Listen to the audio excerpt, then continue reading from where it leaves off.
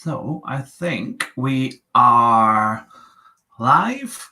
Welcome everybody to another live episode of the Diversity podcast, bringing together the Diversity Avengers, which I'm so excited about. We've got some of the original Avengers on the episode today and some new faces as well, which I'm really excited about. My name's Chris. I am founder and director of Your D&I. We are a diversity and inclusion consultancy and training provider as well, and the host of the Diversity podcast as well.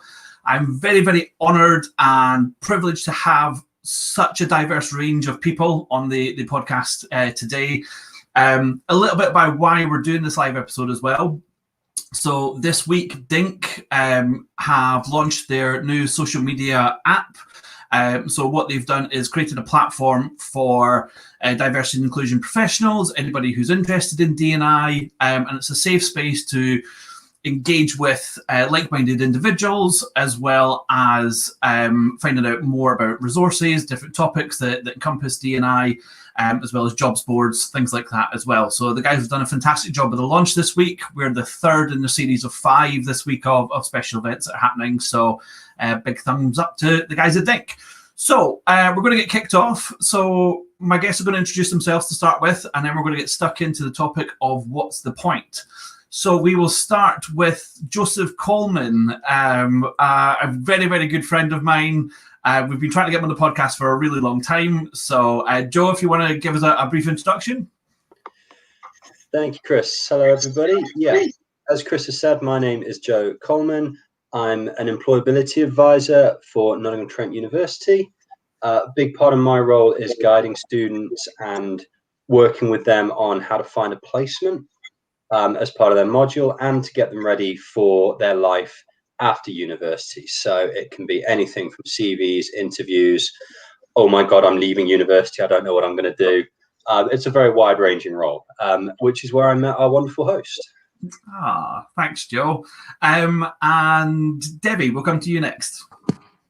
Hello, good afternoon, everybody. My name is Debbie Verdi. I'm Head of Diversity and Inclusion for Women in Hospitality Travel Tech. I'm incredibly excited to be here today. So Chris, firstly, thank you so much for having me and great to be part of the panel conversation. Bit about myself, been in travel tech for now, in excess of 20 years, so that might be sharing my age there. Really traditionally from hospitality, backgrounds in HR, went into commercial roles, where really my journey of D&I started. So that's where I'm at today. Excellent. Thanks, Debbie.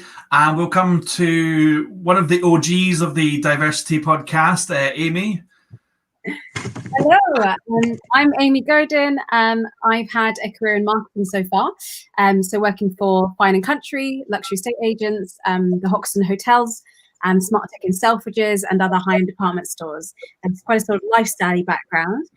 Recently this year, I co-founded Become, which is a social enterprise supporting young women of colour to kickstart their careers and to help companies create safe spaces for people of colour as well.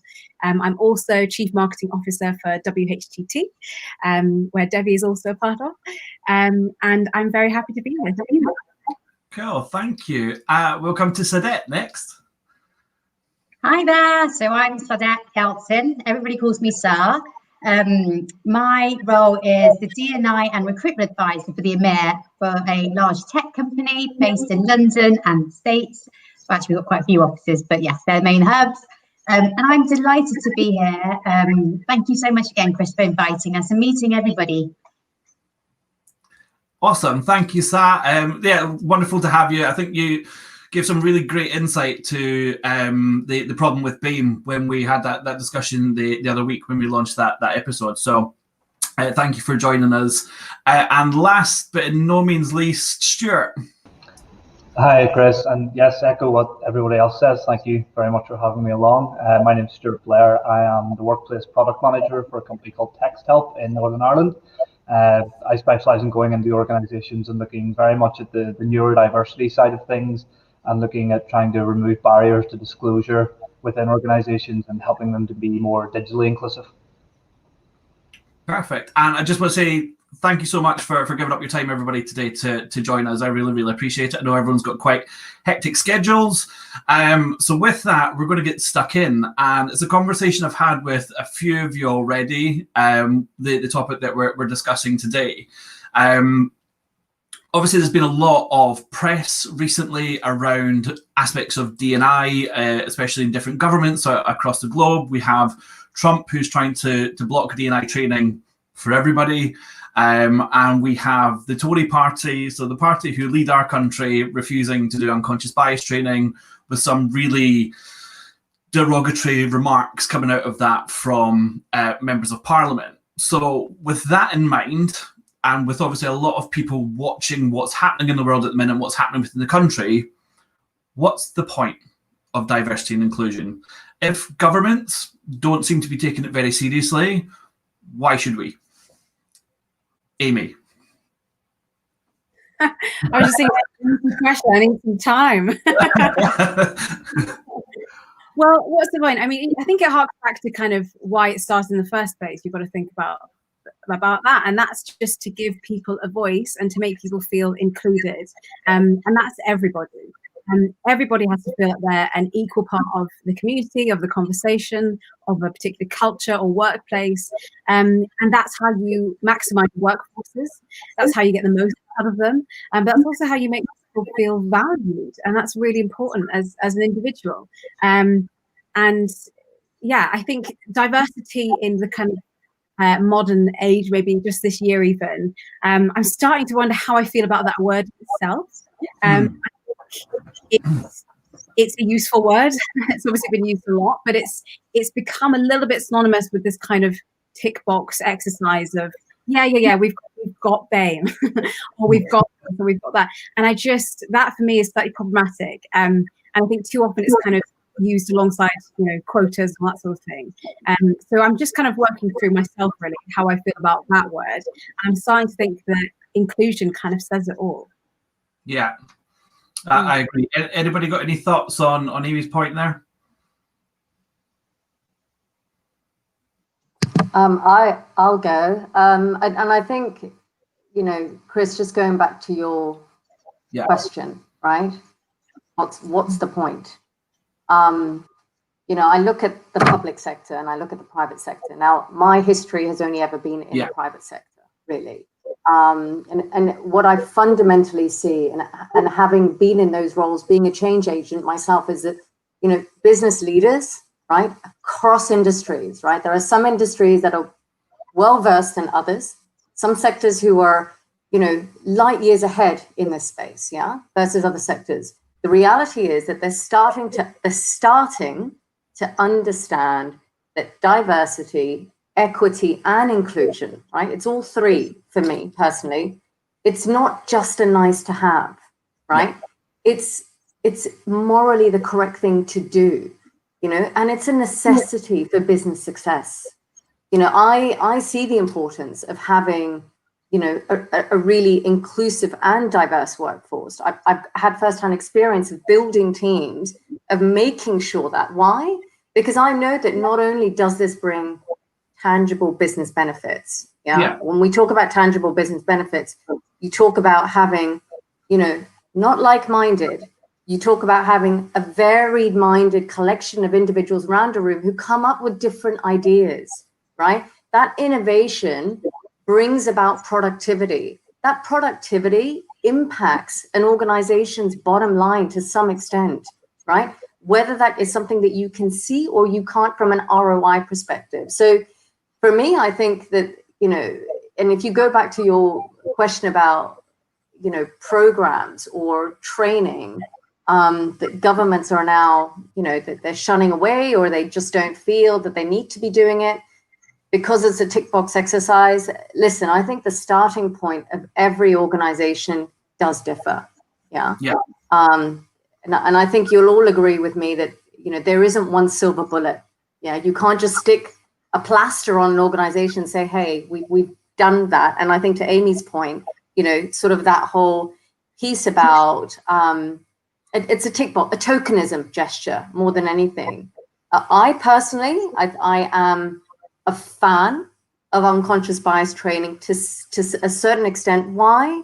Because I think if you talk about the language, right, and tell me when to stop because I can go on, right? Right? But, you know, bias was a hard word for some, right? Just like oppression, right? If we're talking about the word itself, right? Bias, we know it's something that people, let's be honest, they don't know they have, right? Not because they're bad people, let's be honest. It's because it's their brain's attempt to, you know, to process a lot of data efficiently, right? But the brain takes shortcuts. That's my take on it. And yet those shortcuts can prevent you from being hired. Those shortcuts can prevent you from getting a promotion, right? And even worse, those shortcuts can get you killed when you're a Black or a minority individual, okay? So it's really important. And the reason why I think, you know, certain trainings are key, because you can't solve it if you can't admit it, right? As a starting point, to have an understanding of that. Diversity training is helpful, but it's time to move away from just the diversity training, right? Because let's be real, it hasn't gotten us far enough, deep enough, or quickly enough. Yeah, and I think that's the point around the lack of understanding or the not wanting to. I think that speaks volumes from the government point of view as they're refusing unconscious bias training as a party, because I think they're scared to know what their biases are. And I think it's quite hypocritical of the party to then a couple of weeks later say that they're going to be running an LGBT census. And they're asking people like myself to disclose my sexuality and what I identify as my gender, when they themselves don't necessarily know what that means and the biases that they may have against the LGBT community. So, yeah, I think there's definitely a lot of work to be done. Joe, do you have any points? Any views?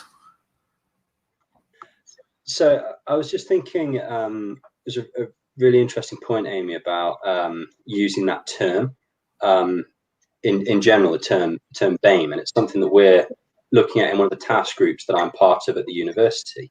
And we're looking at it from a perspective of how many different people do you put together using one of those letters, especially if you look at the A, for example. You could include everybody from pretty much the Mediterranean to the Pacific, and everything in between falls under that sort of geographical range. And when you're looking at different people with different faiths, for example, if you're putting them all together, how can you look after them, cater to their needs, and include them properly? Yeah. If you're kind of attaching them all under the same thing, if you're putting someone from Iran, for example, with someone from Israel, and they have different religious beliefs and different ways of looking at the world. So it's an interesting point that you've raised. It's something that we're definitely looking at the university as well. I think with that, Joe, as well, sorry to cut you off, Amy, is that obviously we both work with someone at the university. So myself and Joe used to work quite closely together within employability. I remember one of our colleagues who is from India, I believe. And when he came to the UK, he was like, why are people saying I'm Asian? Because to him and to a lot of people, Asia kind of necessarily means more Far East than India and Pakistani. So he was like, I really struggle that people are saying, oh, so you're Asian. And he was like, that just blows my mind. But it's because we've got to the stage where we've packed everyone into one box, and then we're just using it because someone looks different to white, for instance, that they've now got into that group.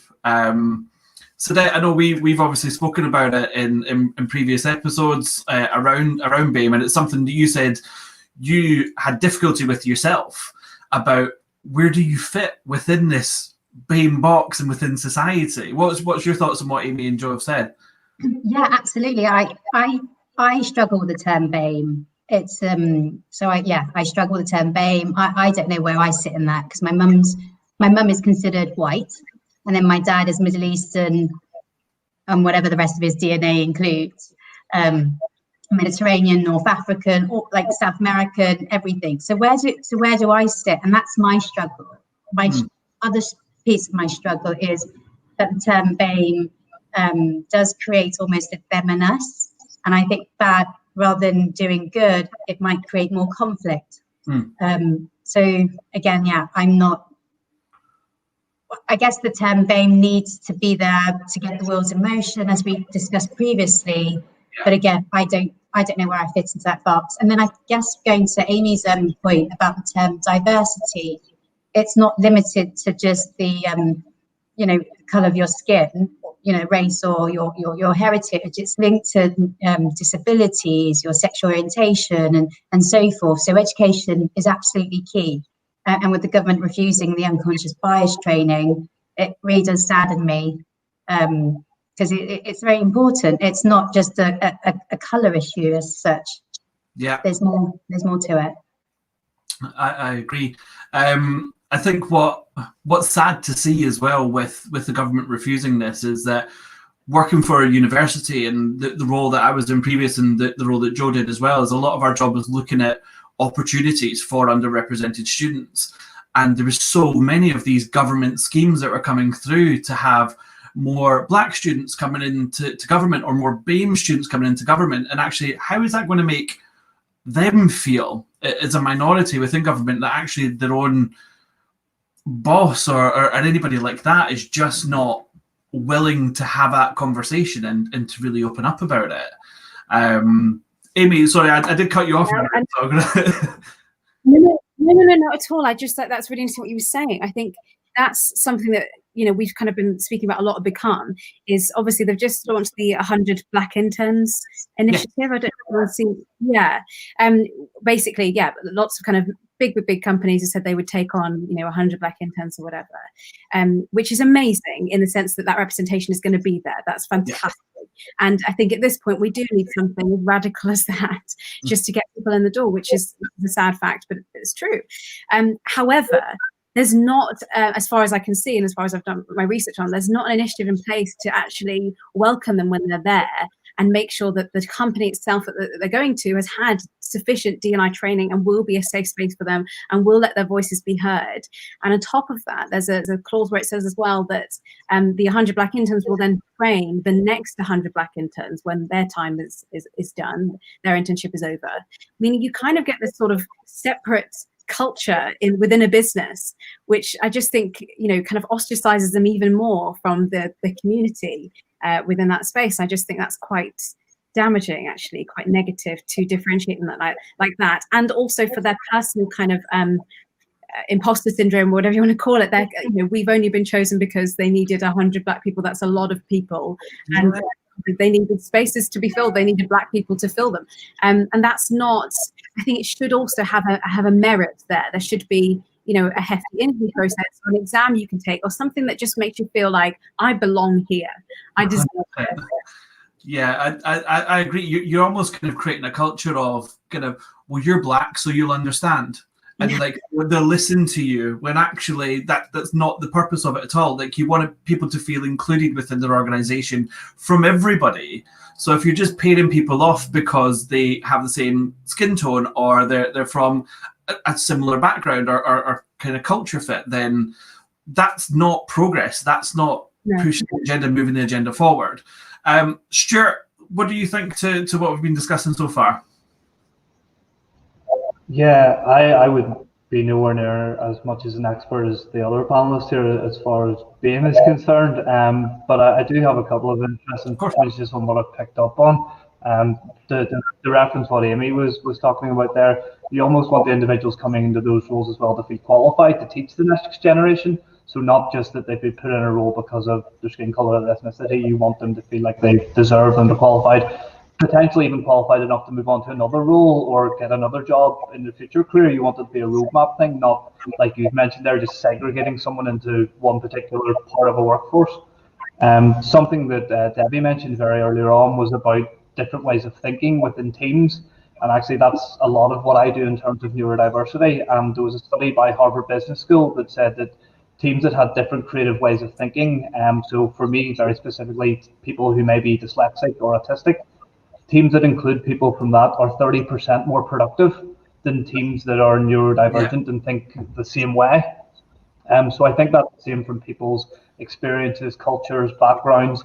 They bring different elements and have different big picture out of the box thinking that I might not have, or you might not have, Chris.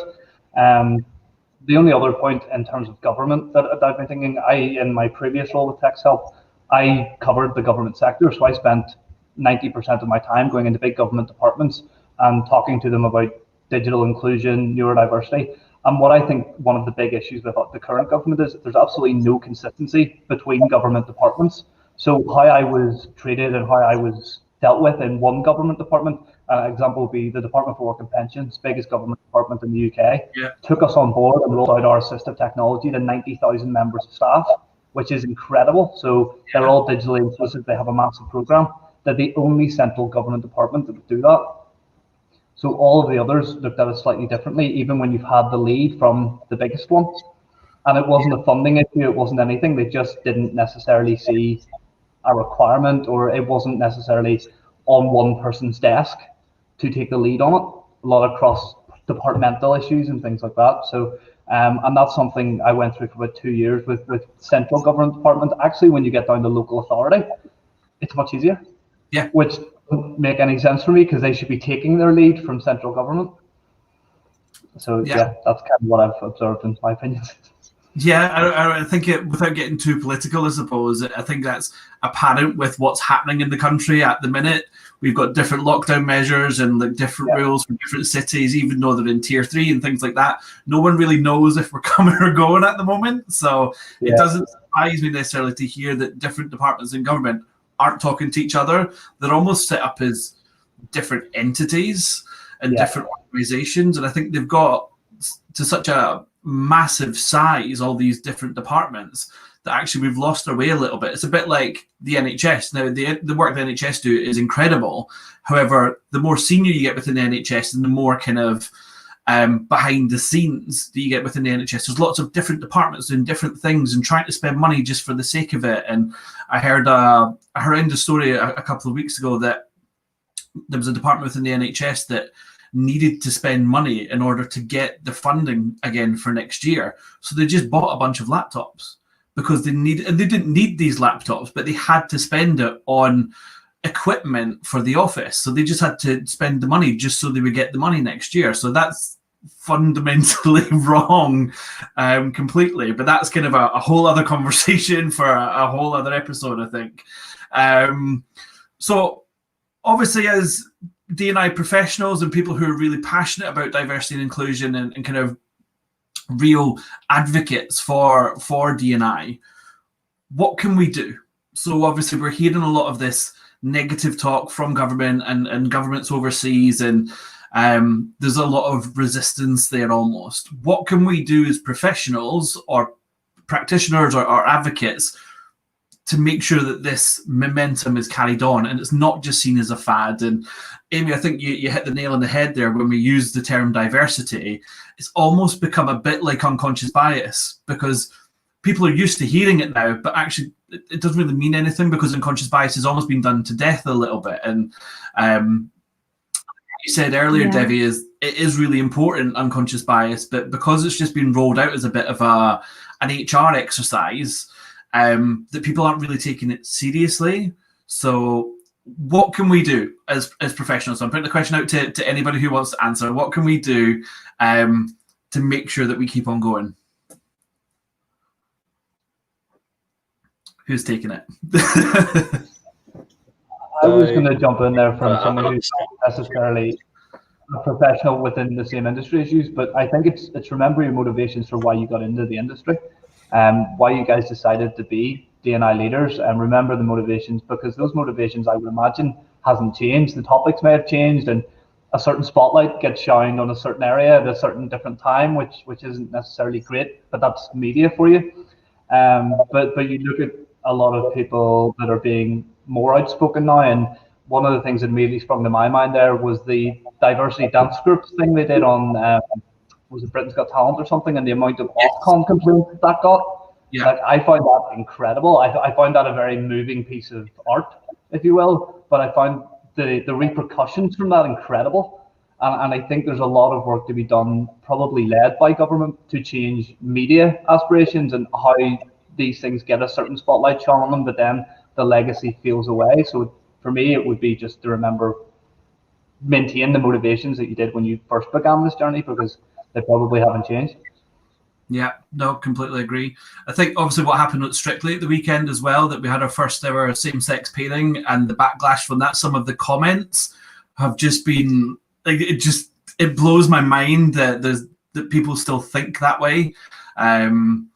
But yeah, Amy, do you have any points on kind of what we can do moving forward?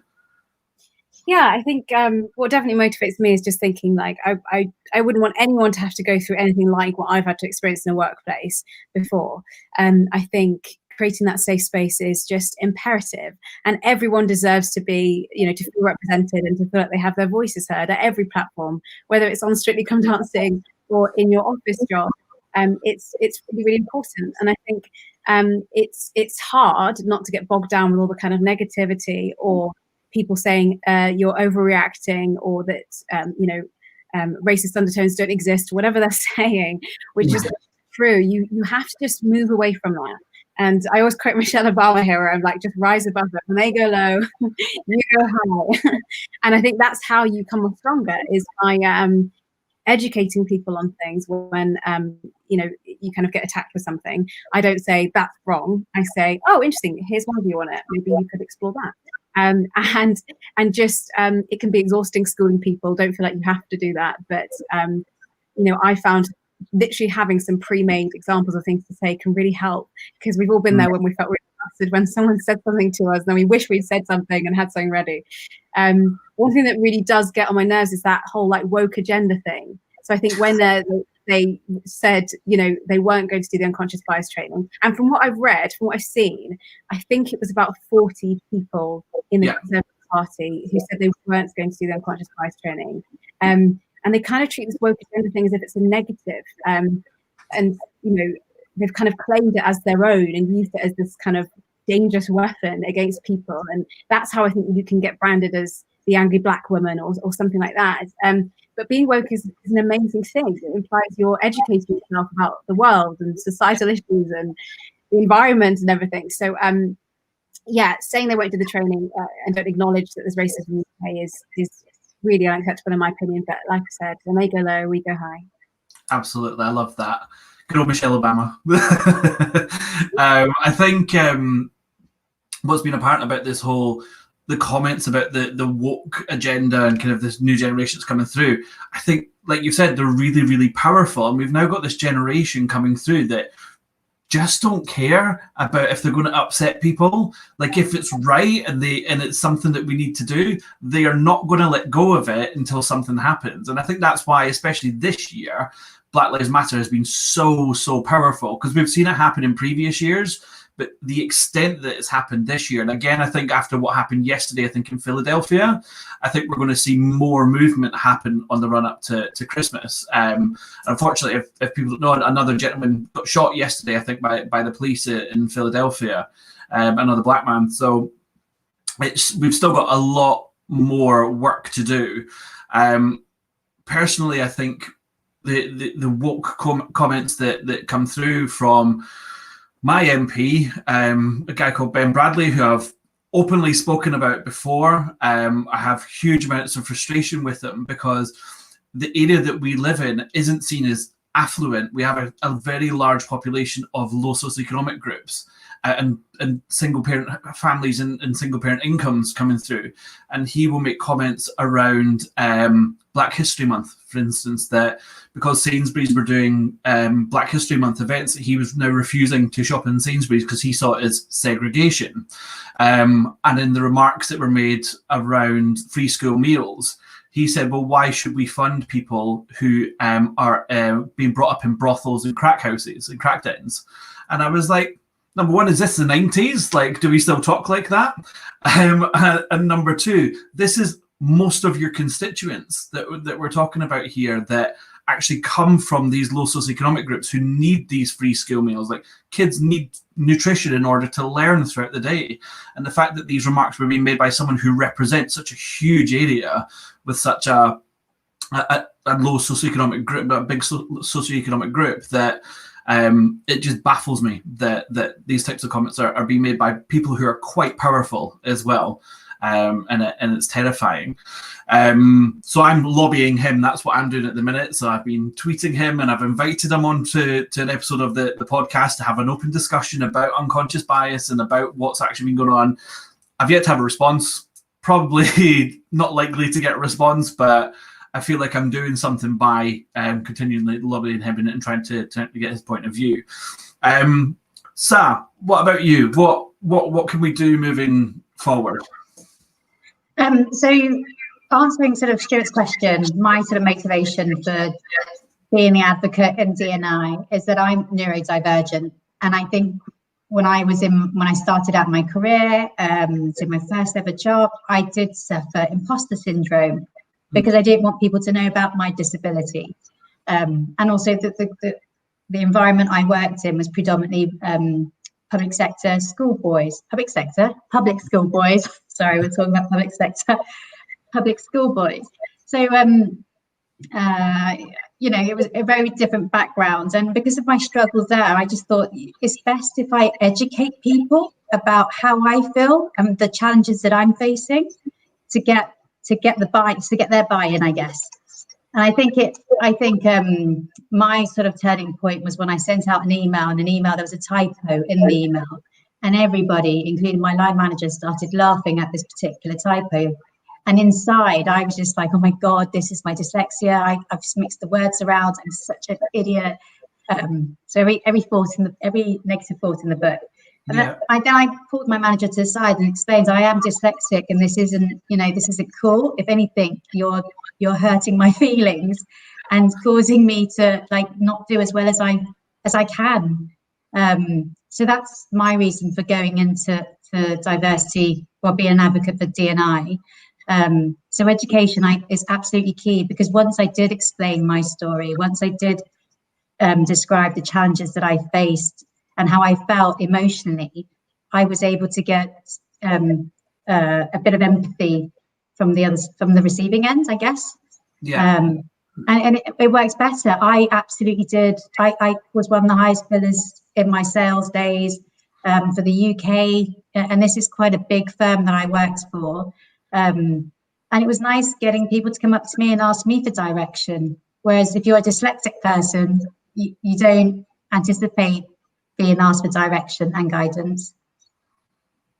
Yeah, definitely. I think sometimes with, and Stuart, you'll know as well with the work that you do, being neurodiverse, I think sometimes you go in on yourself because you don't have that confidence, because someone like you, Sa, has put you down because you've made one little mistake, and that can put you off for life. And actually some of the most powerful people and richest people in the world are neurodiverse, whether it's dyslexic or autistic. So my uncle, for instance, he wrote a book and it wasn't supposed to really go anywhere, and he wrote it so he could tell a story to his grandkids.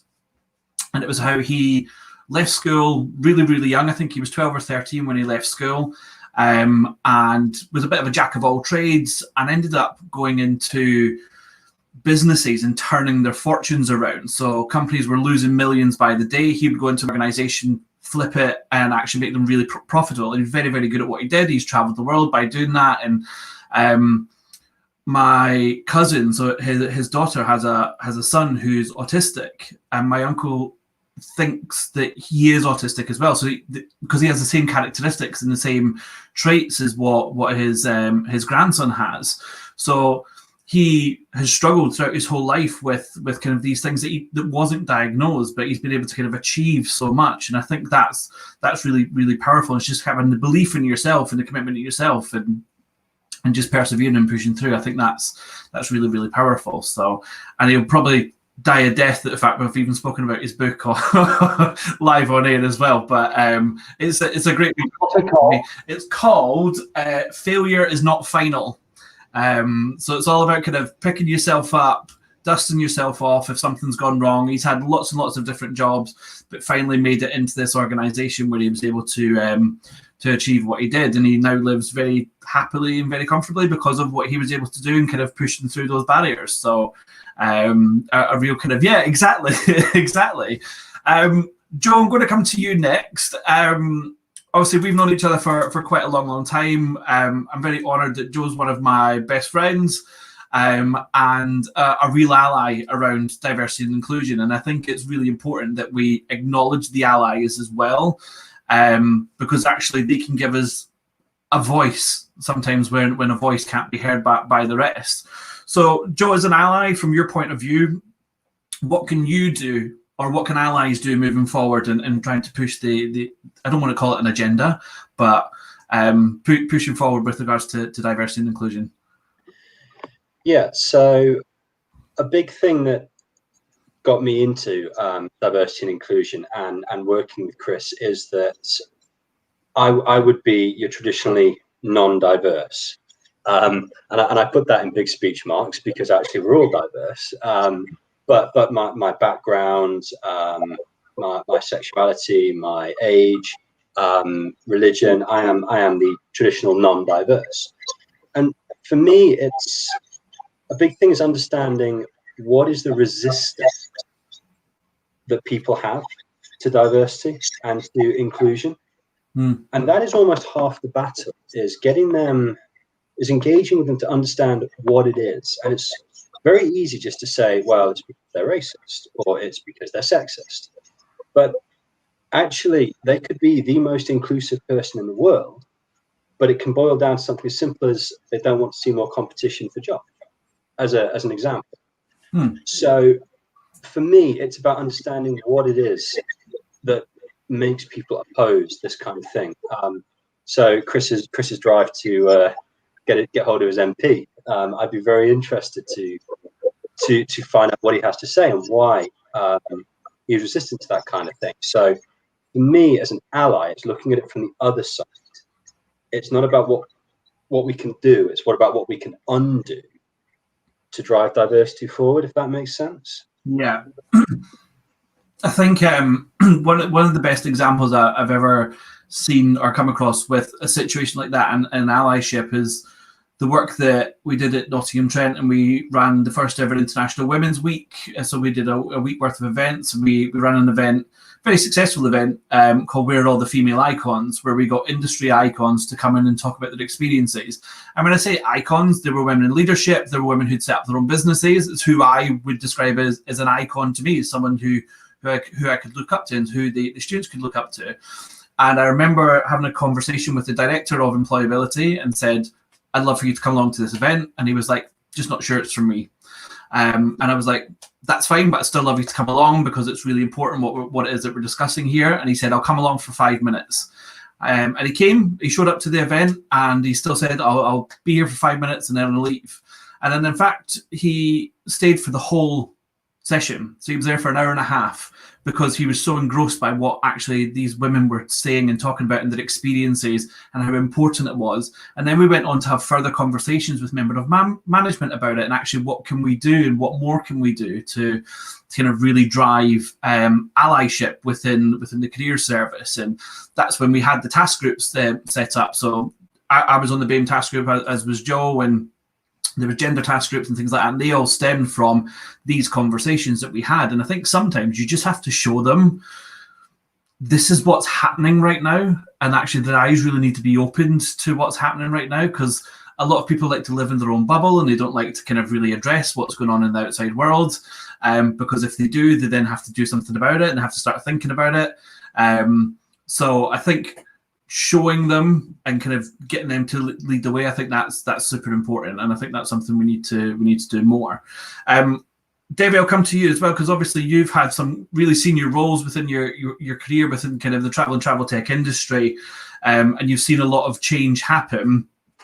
What more can we do to continue to make sure this change carries on? Where do you start? You know, from a personal motivational side of things, Chris, you know, it's very personal for me. You know, it's about equality. You know, I want to make sure my daughter has the same opportunities like everybody else, right? Like the kid next door. right? On both sides, and the kid across the road, right? And that's the starting point for me, okay? And that's what I look at, is actually it's about, if we can't manage it in this generation, it's that next generation, right? Because the reality, it hasn't happened yet, right? Truth be told, is it really going to happen in this generation? I'm not convinced. But what I do know is that there are definitely organizations that are making, trademarks. They're making the progression. They are progressive organizations. There are industry sectors that are definitely there. I remember leading a global team in one of the organizations that I was in. It's Europe's largest, biggest hospitality group. And I remember coming in and looking around and going, this isn't right. I need to fix this, right? Because this group, this team didn't reflect who my customers were. So what did I do? I spent 2 years driving that change. Yeah. That's where my journey started, because I was like, hell or high water, this isn't going to happen. Yeah. Not on my turf, it's not. And I think this is what's really important, is when you start having, and I'm talking, this is over 10 years ago, right? When you start talking and having individuals that have that, what was woke? It wasn't even, there was no such word as woke, right? Back then, it didn't even exist. And I love the fact that all these new terminologies are coming about. Yeah. My question is, how long is this wave going to be, right? Until the next word comes in, yeah? And so for me, that's where my journey started. More recently, being an MD for a region, A, I was also the only woman. Yeah. B, I was the only woman that looked like me, right? Don't get me wrong, I had some fantastic allies, fantastic support, but it was a pretty damn lonely place to be, right? And that's when I was also very fortunate going into my role. I was there to make a change, to make that difference because of what I had seen. But I think, for me, it's, yes, we go back to this whole training piece, right? Because I know that this is really what the stem of today's conversation is about, right? Companies are pumping money into these traditional training methods, right? Unconscious bias training, yes, has been done, right? But they're also done as part of the sort of process of the events that have been unfolded this year. That is the reality check that's happening across all industry sectors, whether you like it or not, right? And I think what's really important within a corporation environment, employees are very unlikely to object, right? It's very different to the private sector, in a public sector, sorry, because knowing actually if you're going to object to do a training such as that, you're pretty much risking yourself to be labeled, right? Either you're basically not supporting the organization's diversity agenda, or you're risking yourself to be labeled as being racist, right? It's one or the other. So for most, it's actually not even worth their career, risking their career, right? It's done. But the reality I also ask myself is, is an hour's training really going to help fix, right? So there's the other question, right, that you do have to ask yourself in the role as a D&I practitioner is, does unconscious bias training actually work, right? And how much of it? And it goes back to what you've all said. It's education, right? You have to start somewhere. And it falls back in line with what I said right in the beginning, Chris. I am a fan of this because I think, you have to educate. It goes back to what Stuart said about, Ofcom receiving so many complaints about the dance tax that diversity had, right? Yeah, because it's the education piece from a society. And, I believe it, and you go back to, it's this whole anti-racism piece when we talk about the society element, right? Because it's predominantly is that work doesn't necessarily need to be, divisive, right? Because we can make it all our business as a nation, right? As a race. I mean, fundamentally, to eliminate these disparities, to sort of remove the violence that so many marginalized groups face daily. And there are so many steps from an organization's point of view that companies can do. I think one of the most common mistakes is that they overthink the process, for sure. I mean, some of the organizations I've worked with recently, the process of even where they start, they overthink it too much, and it becomes so complicated for them. And it's not really that. So yeah. Yeah, I agree. I think I've had a few conversations recently, and I think, Amy, I was talking to you about it the other day there about integrity when it comes to D&I, and actually as practitioners and people who run diversity and inclusion consultancies is sometimes we just want to do workshops, and a business comes to us, we want to do a workshop because we've got a problem with diversity. Okay, but what is your problem with diversity?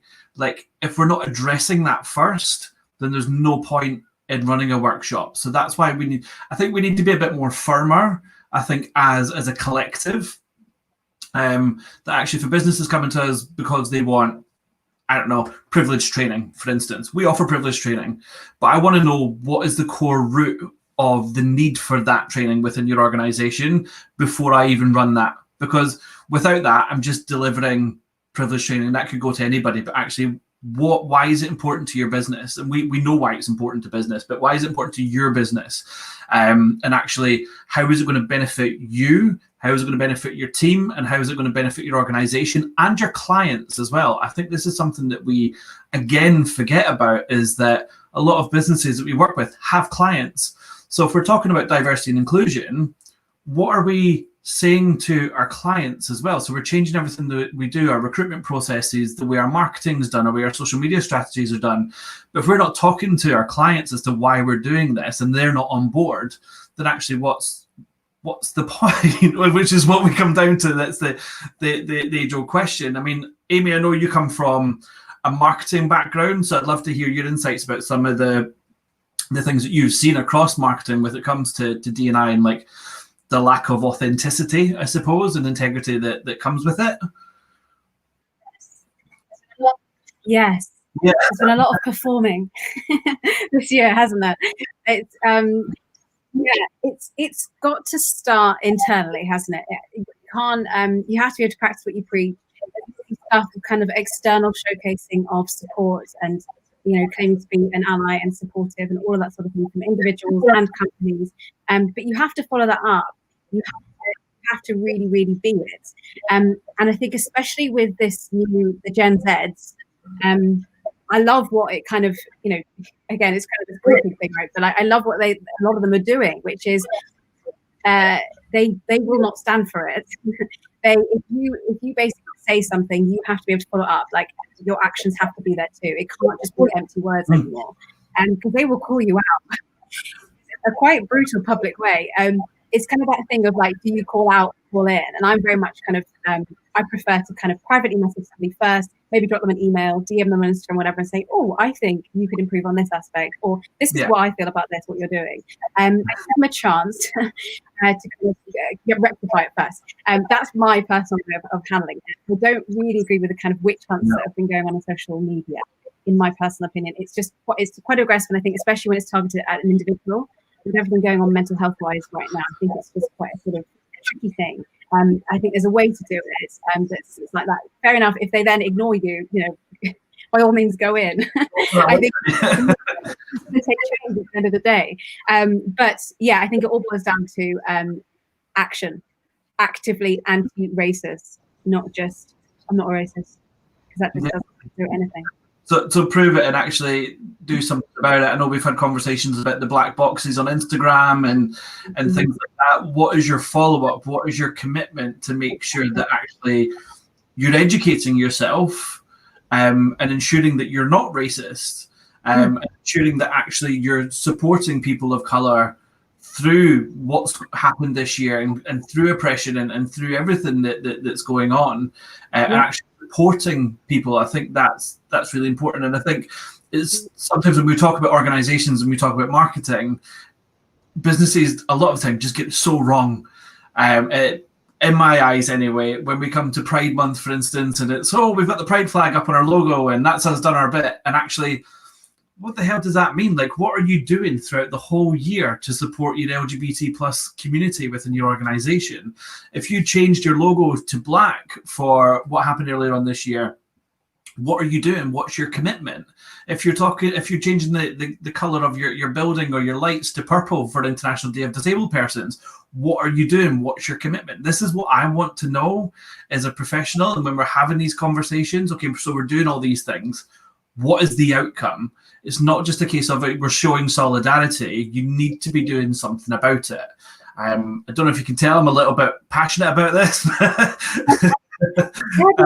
it's so true. Like, and I think, you know, to be clear, a lot of companies are doing amazing things, and you can. Some kept quiet, and some said, you know, we're just going to, you know, we've been reading, we've been educated, we're going to go away and we're going to reassess, and we promise we'll get back to you. And I've seen a number of the companies that promise that come back now and say, this is what we've been doing. We've had our D&I workshops. We've been doing this, and this. We've been donating, all of the things that came out that would be, you know, a useful way to support and be an ally.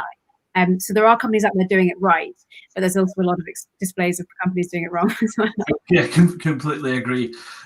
Sa, from a recruitment point of view, have you seen a difference over the last 6 months with the types of candidates that come through with regards to diversity, or has there not really been much of a change?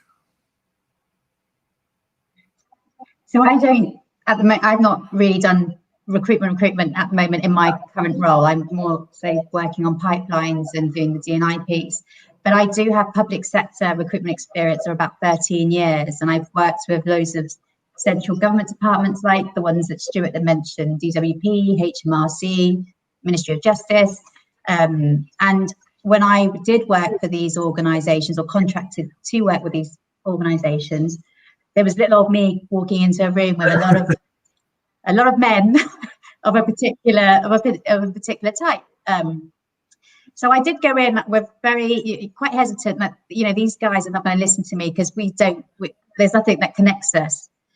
But I managed the accounts, and what I used to do was basically present data, and presenting that data to say, actually, listen, this is what you're doing and this is what you're attracting. So there's an issue here, because why are we only attracting, say, 3% from from the non-white, non-male background? That's just not right. We need to change avenues of advertising, avenues of attraction, and diversify those means to generate more diverse candidates.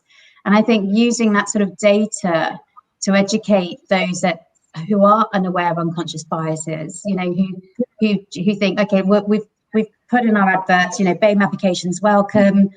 But that's just not good enough. It's about going into the various areas and educating yourself on what is unconscious bias and the various feelings associated with that.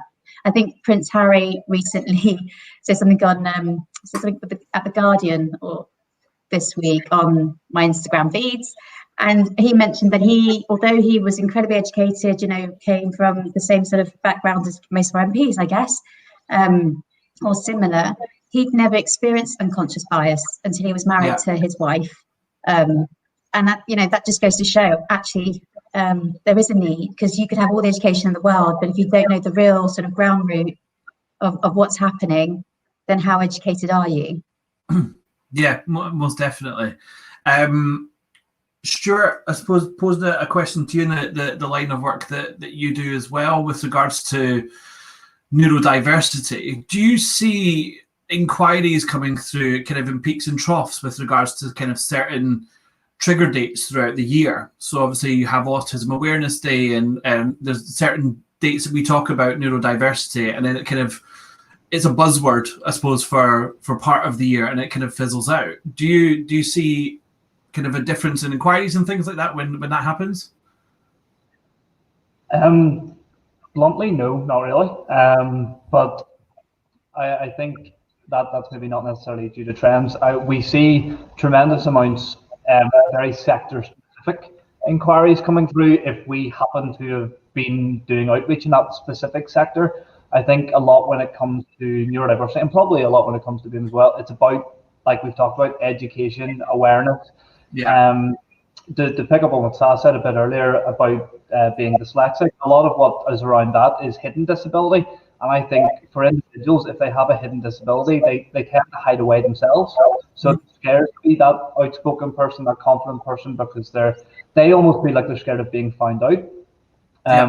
One of the things that Amy mentioned and when she was speaking earlier was about culture. And one of the questions I wanted to pose back to her, when it comes to organizational change and organizational culture, do you think that needs to be a top-down approach? Do you think that has to come from the most senior people within the company? Or do you think people at middle management, junior people can affect change? Interesting.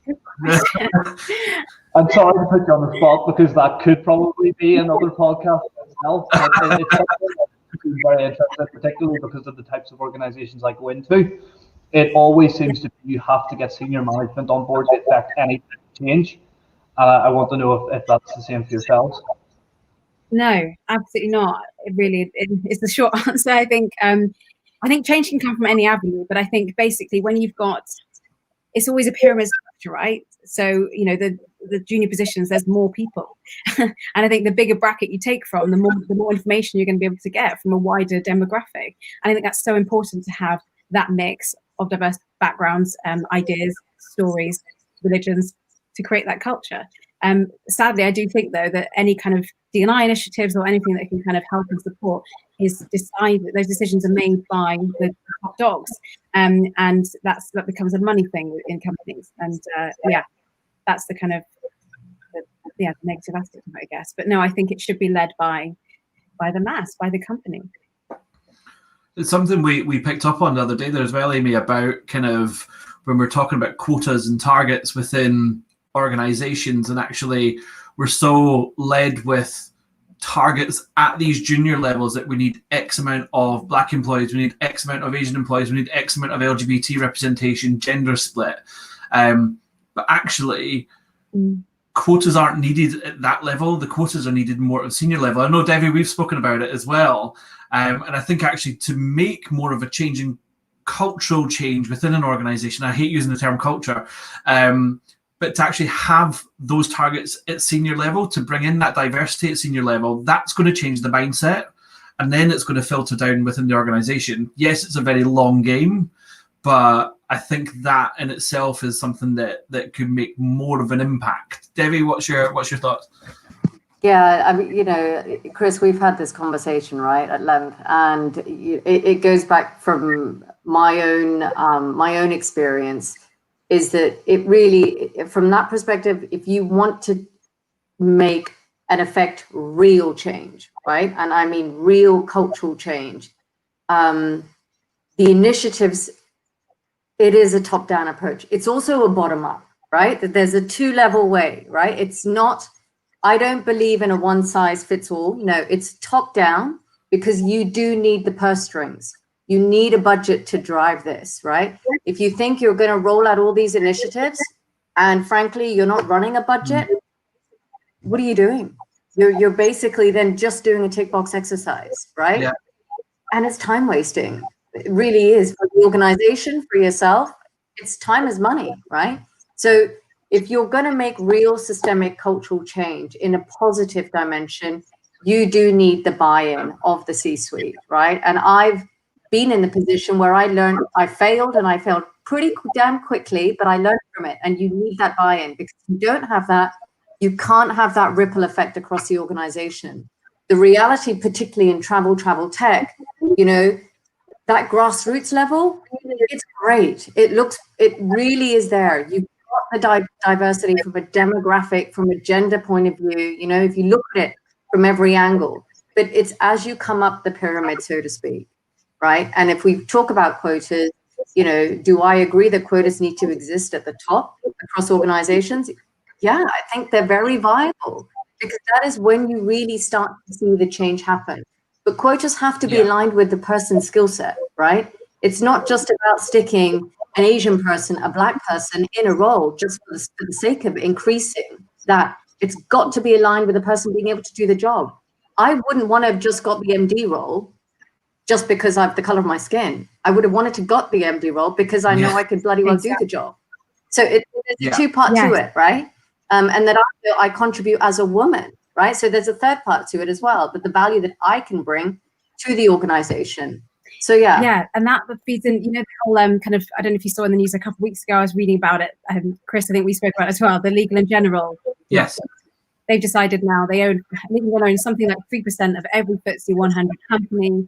And they said that they will not support fundamentally the board, the chairman of the board, in any of the companies if they haven't hired at least one ethnic minority person on that board by January 2022. And I was saying it's quite a radical move. It's quite sort of like there's a lot of things that are complicated with that. But unfortunately, we're still at a stage where that kind of a really radical kind of move is needed. That's what's needed right now. I think, yeah, it's problematic in many ways, but like you say, I think we need to make those strong moves to make things happen, because it's just not going to happen otherwise. Definitely. I think Joe sent me an article about a week ago that I posted on LinkedIn yesterday regarding there being more men within C-suite roles within the FTSE 100 being called Steve than what there are women and people who would fit into minority, which just, So you know, and the government made an announcement that by 2020, 33% of these roles would be filled by women.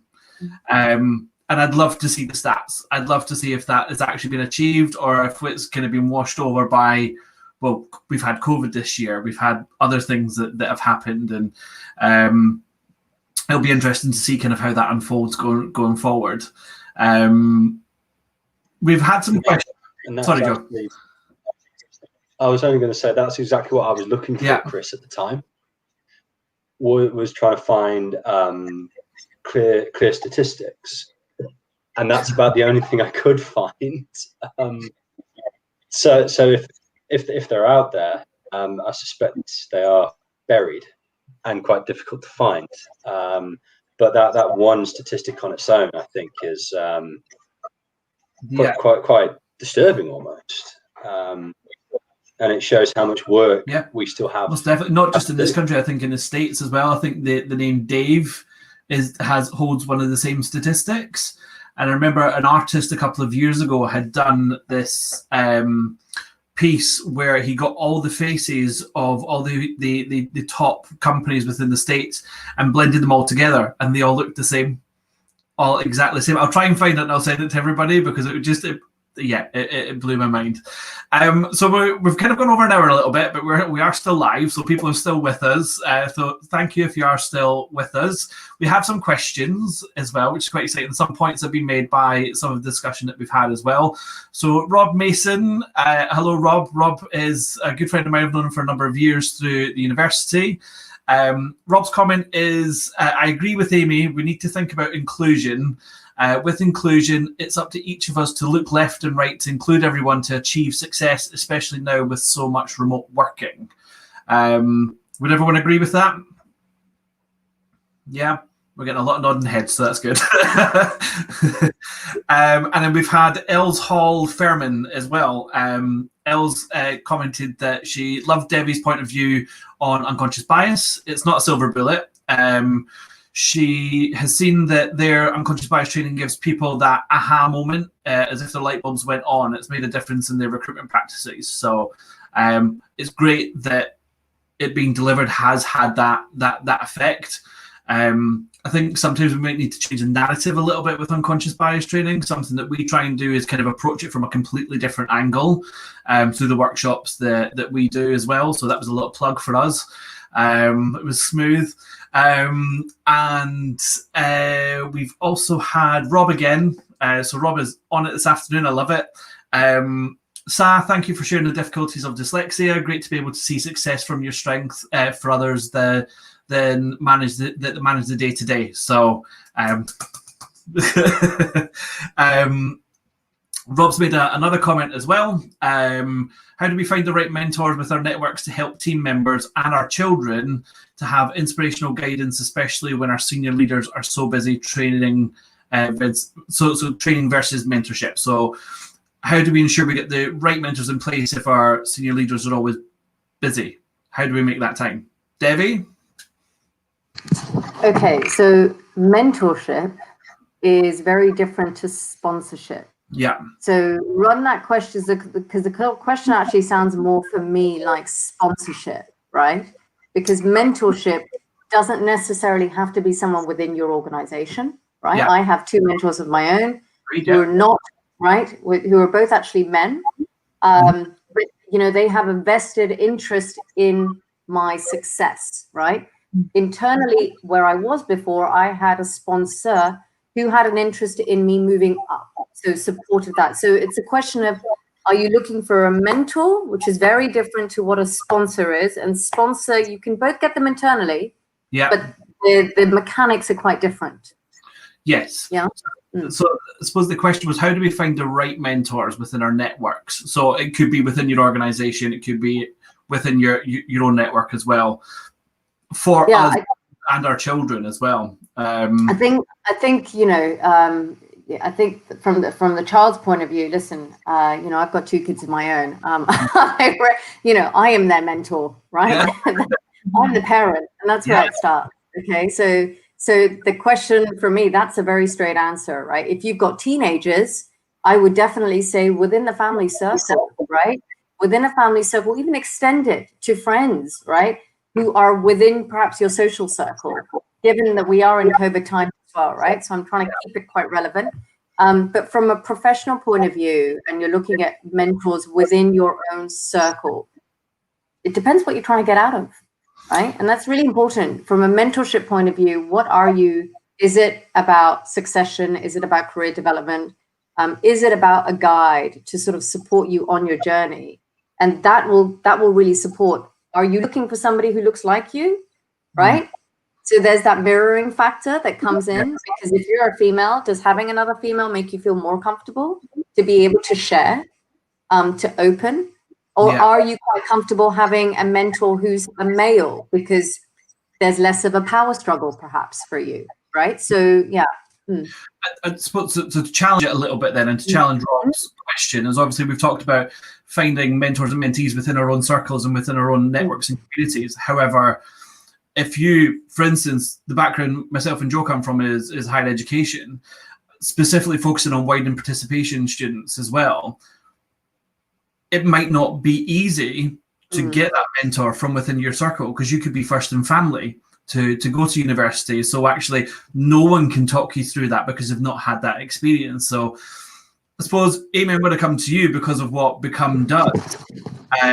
I suppose it's really important for the work that you're doing is actually supporting this underrepresented group, I suppose, to kind of into mentorship and kind of what they can achieve. Yes, definitely. I've always massively believed in power of mentorship. I think I've always had mentors, like Debbie said, that they are very different to me as well. 2 white men are my mentors, and they are incredible. And I feel honoured that they have taken an interest in my career and helping me. I think sometimes that can be the most valuable advice when it's someone who's completely different to you. Their experiences will be different fundamentally. So at Become, we do offer mentorship opportunities for young women of colour, and the whole kind of premise there is they want to get their foot in the door as well. So all of our mentors belong to organisations that can offer internships, apprenticeship programs, sponsorships, just opportunity basically. Because that's what we found is, sometimes the networking isn't there from friends or family, and you need to get it somewhere else. So we're kind of giving them that leg up to get into a business and find themselves a career that suits them. So we have over 50 mentors now who are currently helping mentor our community of women. So if there's anyone out there who's interested, please sign up to Become newsletter, become the program, and that's my plug done, I promise. I love it. We've had one more comment from Rob as well. So Rob's he's a massive advocate for D&I and what we're trying to achieve, and he's made a comment around, dare I say, that following logos, etc., is herd mentality. So when we talk about companies who are changing the color of their icons or their logos to celebrate different things, is it herd mentality by going after these companies and actually provoking them? Like, what are you doing? What's the change that you're actually making? Sal, I'll come to you. So we have ERG groups, employee resource groups, and which we have a number of our members who group together once a month, and we talk about a particular issue that is close to us. We picked up an issue of infertility, so talking about infertility in the workplace. And I know that I think in a couple of months or so, it's going to be Infertility Week, but I wasn't aware. I totally, wasn't focusing on Infertility Week being a week that we need to get out there, make sure our branding's in line with the messaging. We went ahead and did the conversation that, a month ago, probably a couple of weeks ago now, to have that dialogue and create that dialogue internally, and then make sure that dialogue goes up to the top so we can implement changes within our policy. I think I've got off track here, but I think like with Black History Month, it shouldn't be a month of Black history. It should be every month. You know, these training programs, unconscious bias training, and any other programs that you do have, it needs to be continuous. And I feel as though if you're completing a module, you know, once a year or whatever it is that these companies are doing, is just not sufficient enough. Yeah, that I completely agree. Stuart, do you have any comments?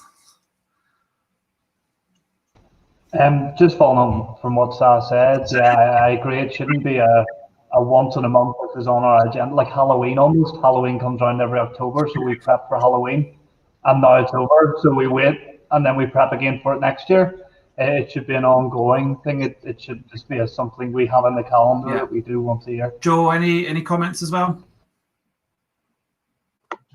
So, yeah, this is something you and I have spoken about, Chris, already with things like the Social Mobility Pledge, for example. Excuse me, and how organisations have signed up for it. Great. What are you now doing now that you've signed it? And it's holding that accountability. Yeah. So I think it is absolutely something we should be doing. Otherwise, you know, what are you achieving if you're just changing your flag? If you're changing the color of something on your logo, maybe it's great for now, but then what are you doing long term about that? And the point about just having like like Black History Month, for example, almost says, so is it White History Month for everything else? Is it not just history? And as a student of history, that's kind of the way I think it should be viewed, that it is all history.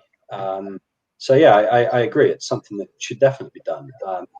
If you're going to say that you're doing it, if you're going to take part, you should continue it and be held to account for it. Yeah, and I think touching on that as well, with obviously coming towards the end of Black History Month, I think we've seen a lot of knee-jerk reactions this year on the back of Black Lives Matter, which have been great because it started the conversation within organisations. However, I know, Amy, we've discussed this at length about a number of D&I roles out there, and Debbie, we've had this conversation as well, that there's D&I roles out there that are very short-term contracts, and actually you're really not going to make an impact on an organisation within 12 months. You're only really going to get started within the first 12 months of being in that business and actually invoking change within the organisation. So I think there needs to be longevity in everything that we do. We should be constantly having these conversations with each other, with our peers, with our managers, with our co-workers as well, about, okay, so what can we do? And like you said, Black History Month, like our training around privilege or unconscious bias, it should be constant, and everybody should be doing it all the time. And actually, we've got a dog on the screen, yay. And also, I've lost my trail of thought now because there's a puppy on the screen. But I think we should be doing this training every single year within an organisation. It's not just we're going to do unconscious bias training and then you never ever do it again. It should be every single year, because things change, things evolve within society and kind of what we're talking about. And like there's changes within protected characteristics. There's changes within meanings within protected characteristics. So we need to be having this constant conversation and this behavior that we're constantly learning every single year in order to make a difference. We've had one last comment, and it's from someone that a lot of us know on this call, Rita Varga from WHTT. Rita has said, related to how we can encourage our organizations to become advocates for their own communities as well as advocates for other communities as well. # bring your whole self to work, # allyship. So I think that's a really nice way to end it. Thank you, Rita, for your comments. I just want to say a big thank you to Debbie, Stuart, Joe, Amy, and Sa for joining me this afternoon. This will be available on demand, so you'll be able to watch it to your heart's content over a nice cup of tea. Today, I have been drinking pumpkin spice pie by Bird and Blend. It's like autumn in a cup. It's really nice. Yeah. So. And yeah, feel free to connect with our guests as well on LinkedIn and social media as well. And we will see you again next time. We will be doing another live episode of the Diversity Avengers at the end of November, in line with our circle. Jim has just dropped a comment in as well. So Jim is running this event at the end of November. So there'll be more details to follow about that coming soon. If you've liked what we're doing, check out our LinkedIn page at YourDNI, or visit the website www.yourdni.co.uk. And yes, we shall see you again soon. Thank you, everybody. Thank you. Thank you so much. Bye-bye. Thank you all. Take care.